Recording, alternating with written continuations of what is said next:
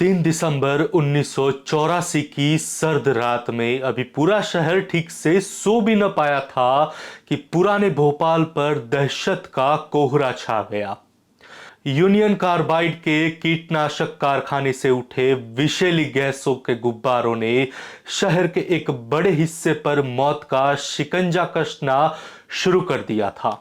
धर्म, जाति, रंग, आयु, लिंग के भेदभाव से परे सभी जीवधारियों पर गैस के विषाक्त असर ने रंग दिखाना शुरू कर दिया।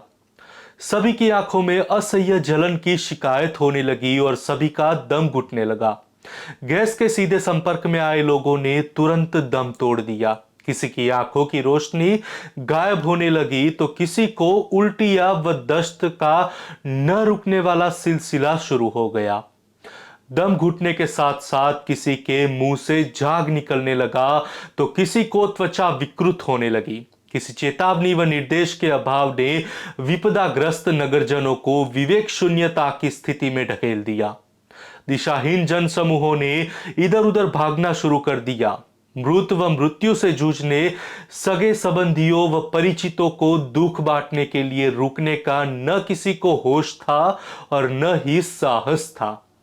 सूर्य की पहली दस्तक होने से पहले हजारों लोग भागकर भोपाल के आसपास के स्थानों पर पहुंच चुके थे और पुराना भोपाल सिर्फ और सिर्फ लाशों का शहर बचा था। चिकित्सा व्यवस्था, लोक प्रशासन व कानून व्यवस्था में बदहवासी ही बदहवासी व्याप्त थी।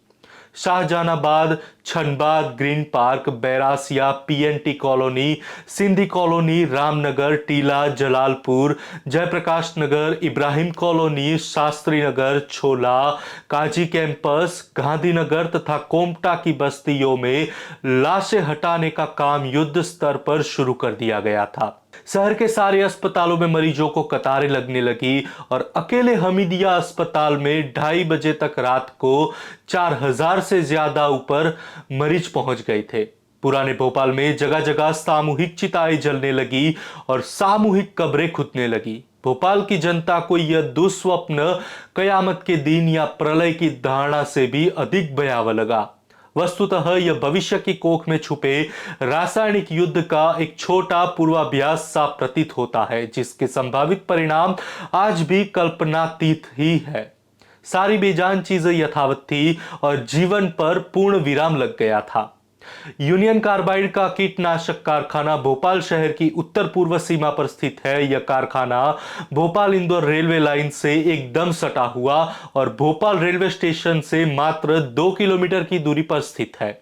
जेपी नगर की झुग्गी झोपड़ियां बिल्कुल कारखाने के साथ ही लगी हुई है और फिरदौस नगर, शाहजहांबाद, सिंधी कॉलोनी, काजी कैंपस, कैंची छोला, निशातपुरा की बस्तियां भी इस कारखाने के 3 और 1.5 किलोमीटर के घेरे में बसी हुई है। 2 दिसंबर 1984 की उस दुर्भाग्यपूर्ण रात को भोपाल का तापमान 12 से 14 डिग्री सेल्सियस था और 12 किलोमीटर प्रति घंटा की गति से मंद हवा दक्षिण व दक्षिण पूर्व दिशा की ओर बह रही थी। इस वातावरण में यूनियन कार्बाइड के कारखाने के अंदर जो कुछ भी घटा वह अब तक की जानकारी के अनुसार इस प्रकार से है।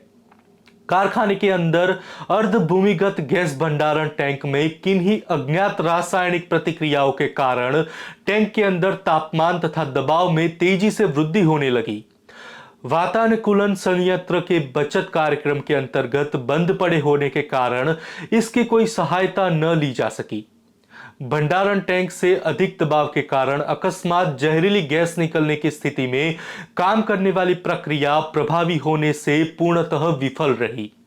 परिणाम स्वरूप जहरीली गैस एक 8 इंच पाइप से होती हुई काफी ऊंचाई पर जाकर निकली और सफेद बादलों के तरह वातावरण में व्याप्त हो गई। यह जहरीली गैस हवा की अपेक्षा भारी होने के कारण जमीन की सतह पर ही बैठती गई। यहां तक कि बिजली के खंभों पर लगी लाइट पर भी धुंध सी छा गई।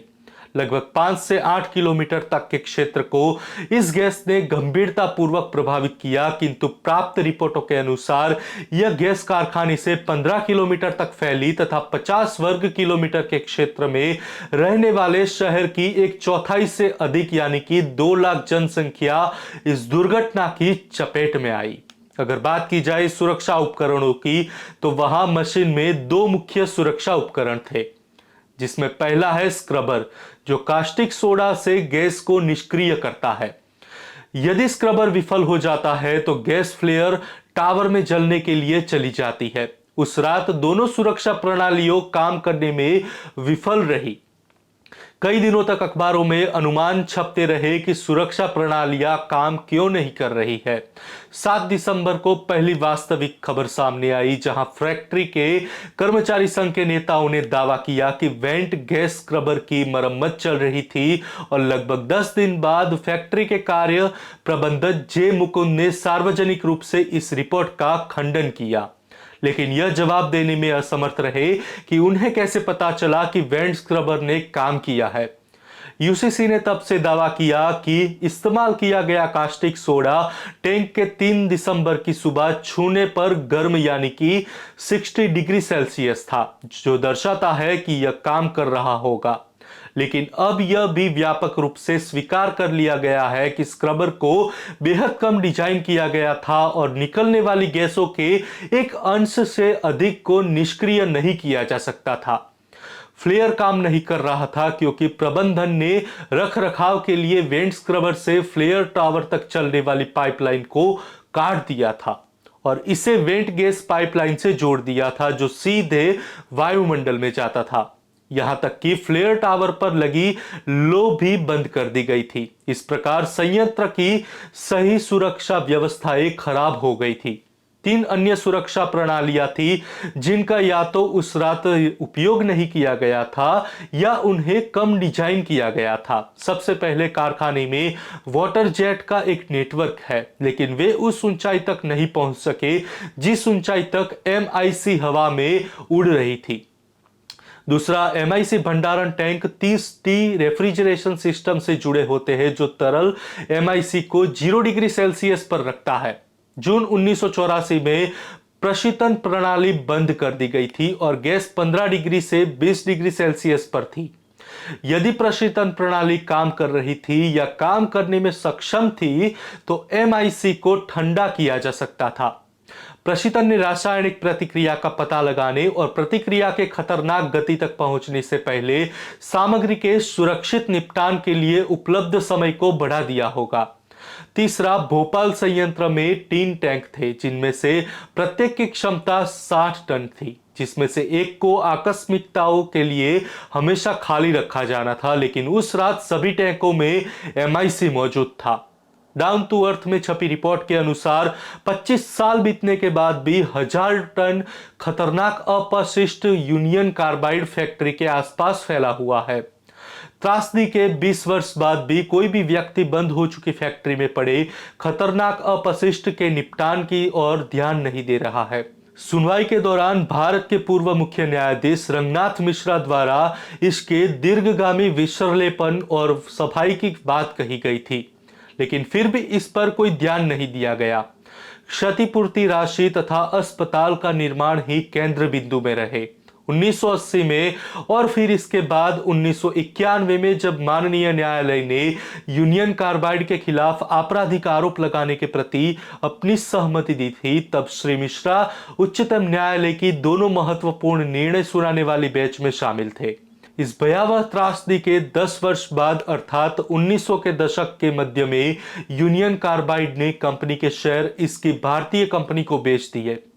1997 में एवरेडी इंडस्ट्रीज इंडिया लिमिटेड, जिसने यूनियन कार्बाइड के शेयर खरीदे थे, जिसने नागपुर के national environmental engineering research institute यानी कि NEERI को दूषित स्थल के अध्ययन के लिए नियुक्त किया। अभी तक का यह स्पष्ट नहीं हो सका है कि यह अध्ययन क्यों शुरू किया गया था, लेकिन कुछ लोगों का कहना है कि यहीं पर इलेक्ट्रॉनिक फैक्ट्री स्थापित करने की योजना थी। भोपाल में सक्रिय कार्यकर्ताओं के पास उपलब्ध रिपोर्ट से पता चलता है कि NEERI को कीटनाशक रोविन कार्बेरिल से लिंडेन और अल्फा नेंडोल की मात्रा का पता नहीं चला। एनईआरई के अधिकारियों ने डाउन टू अर्थ को इस बात की पुष्टि की है कि उन्हें निश्चित रूप से विषैले प्रभाव की अधिकता उच्च स्तर पर मिली है और फैक्ट्री में दूषित प्रभाव का पता लगाया है। इसके बाद 1999 में वैश्विक गैर सरकारी संगठन ग्रीन पीस ने फैक्ट्री के भीतर और उसके आसपास इसी प्रकार का अध्ययन किया। इस रिपोर्ट ने व्यापक स्तर पर दूषित प्रभाव की पुष्टि की थी। इसी समय पर बड़े पैमाने पर विक्रिया संबंधी गतिविधियों भी सामने आई जब यूनियन कार्बाइड एक अन्य अमेरिकी रासायनिक संस्थान डाउ केमिकल कंपनी को बेच दी गई। इस रिपोर्ट के अनुसार निष्क्रियों पर नजर डालते हुए भोपाल के सक्रिय कार्यकर्ताओं ने इस मामले को न्यूयॉर्क डिस्ट्रिक्ट कोर्ट में उठाया। उन्होंने फैक्ट्री से निरंतर प्रदूषकों के रिसाव के कारण आम आदमी तथा संपत्ति को पहुंचने वाले नुकसान से राहत प्रदान करने की भी की गई। अमेरिकी कोर्ट में लड़ाई आज भी जारी है। इस दुर्घटना का दूसरा महत्वपूर्ण आयाम यह है कि इसके लिए जिम्मेदार परिस्थितियों पर लगातार कभी न हटने वाली धुंध छाई हुई है।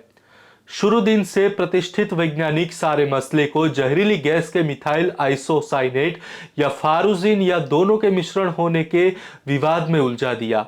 आगे चलकर प्रभावित जनसंख्या के परीक्षणों ने दोनों ही जहरीली गैसों की मौजूदगी की पुष्टि की, किंतु उपलब्ध प्रमाणों के आधार पर वैज्ञानिकों की ऐसी मान्यता है कि मिथाइल आइसोसाइनेट में स्वीकृत 0.02 से 0.05% फारुजिन के स्थान पर उक्त गैस मिश्रण में फारुजिन की मात्रा 100 गुना अधिक थी।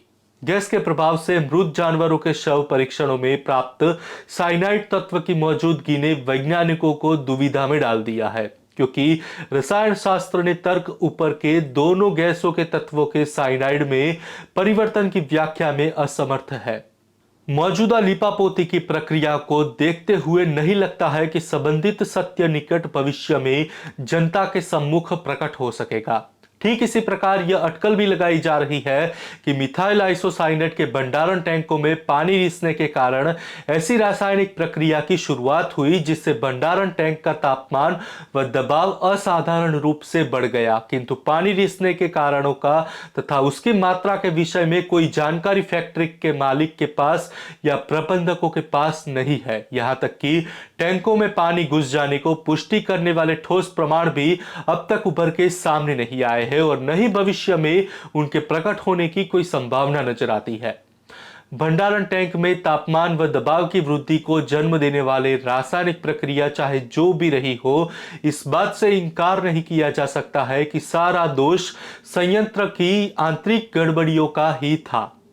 संयंत्र की मूल डिजाइन, संयंत्रण, क्रियान्वयन व रखरखाव के दोषों के साथ साथ यह दुर्घटना मिथाइल आइसोसाइनेट की रसायन शास्त्रीय जानकारी के अभाव तथा पर्याप्त सुरक्षा प्रबंधों के अभाव के दोष को भी उजागर करती है। मरने और बुरी तरह प्रभावित होने वालों को सही संख्या में अभी तक तय नहीं हो पाई है। कारखानों को लगाने और उसके बाद की जांच रिपोर्टों पर ताले लग गए हैं। वास्तविक स्थिति अभी तक सामने नहीं आई है। हालांकि भोपाल के इस कारखाने में पहले भी अनेक दुर्घटनाएं हो चुकी है, जैसे कि 24 नवंबर 1978 को कारखाने के नेपथाल भंडार में भयानक आग लगी जिसे 10 घंटे तक काबू नहीं किया जा सका था। इसमें करीब 6 करोड़ रुपए की क्षति हुई थी। उसके बाद 26 दिसंबर 1981 को प्लांट पर काम करते समय फास्जीन गैस के रिसने के प्लांट पर ऑपरेटर मोहम्मद अशरफ मारा गया था। उसके बाद जनवरी 1982 में एक बार पुनः फारुजीन रिसने के 28 लोग इस विषाक्त गैस के शिकार हो गए और कई माह तक जिंदगी और मौत के बीच जूझते रहे।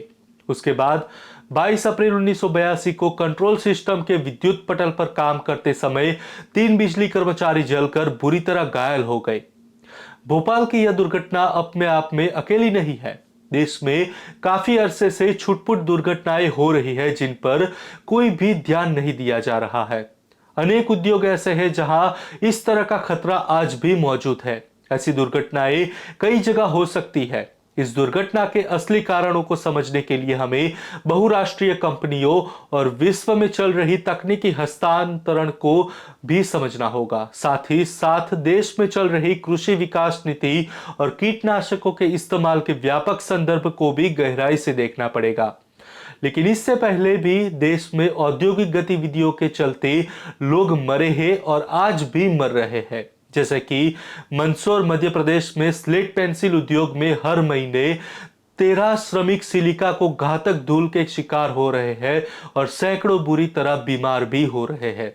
शिवाकाशी तमिलनाडु में माचिस बनाने वाले कारखानों में हर वर्ष सैकड़ों मजदूर, जिन्हें बच्चे भी शामिल हैं, जो जिंदगी भर के लिए अपंग होते हैं और अनेकों मरते भी हैं। बिल्डिंग निर्माण, ईंटों के भट्ठे और पत्थर आदि की खानों में काम करने वाले मजदूरों की आए दिन मृत्यु होती है। 1977 में उत्तर प्रदेश के सीतापुर और लखीमपुर खेरी जिलों में गैम्क्सिन कीटनाशक के प्रदूषण से 58 लोग मर रहे हैं और 250 बीमार हो गए। बंबई स्थित सरकारी उद्योग राष्ट्रीय केमिकल और फर्टिलाइजर लिमिटेड में 22 जुलाई 1982 को एक मजदूर नाइट्रिक एसिड के धुएं से मर गया। नागदा मध्य प्रदेश स्थित ग्वालियर रेयान के कारखाने में सिर्फ 1982 में ही 23 मजदूरों की मौत हो गई। कोचीन रिफाइनरी अंबाला मुकाल में 8 मार्च 1984 को खनिज तेल के पदार्थों में जबरदस्त आग लगने से 2 मर गए और अनेकों घायल हो गए। उसके बाद दिल्ली के दिल्ली क्लॉथ मिल कंपनी में 10 अप्रैल 1984 को क्लोरीन गैस के रिसन से 300 मजदूर प्रभावित हुए। 13 दिसंबर 1984 को रायगढ़ जिले में थाल वेसेंट में अमोनिया गैस के रिसन से एक बच्चे की मृत्यु हुई और अनेकों लोग बुरी तरह से प्रभावित हुए।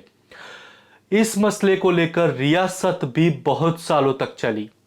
इसके बाद स्वर्गस्थ सुषमा स्वराज ने संसद में एक बहुत ही बढ़िया भाषण दिया था। उन्होंने यह कहा था कि उपाध्यक्ष जी, मैं आपसे कहना चाहती हूं कि यह मौत भोपाल में उस दिन अचानक नहीं बरसी थी। यह मौत ऊपर से आकर टपक नहीं पड़ी थी। ये मौत भोपाल में उस दिन अचानक नहीं बरसी थी। ये मौत ऊपर से आकर टपक नहीं पड़ी थी। उपाध्यक्ष जी, इस मौत ने दरवाजा खटखटा कर कहा था इस फैक्ट्री वालों को, दस्तक दे देकर कहा था 3 साल तक कि तुम्हारे द्वार पर आकर खड़ी हूं, अगर मुझे लौटा सकते हो तो लौटा दो। अगर अंदर प्रवेश कर गई तो मैं हजारों को लील जाऊंगी। मौत घंटियां बजा बजा कर सुना रही थी अपने आने की आवाज, अपने आने की आहट। लेकिन ये आवाज बस्ती वालों ने सुनी, ये आवाज श्रमिक संगठनों ने सुनी, ये आवाज वहां के पत्रकारों ने सुनी और बार बार वहां के सियासतदानों को सुनाने की कोशिश की, फैक्ट्री के प्रशासकों को सुनाने की कोशिश की। लेकिन मुझे दुख से कहना पड़ता है कि प्रशासन ने केवल पैसे के लालच में और राजनेताओं ने सत्ता के मद में मौत की इस आवाज को अनसुना कर दिया।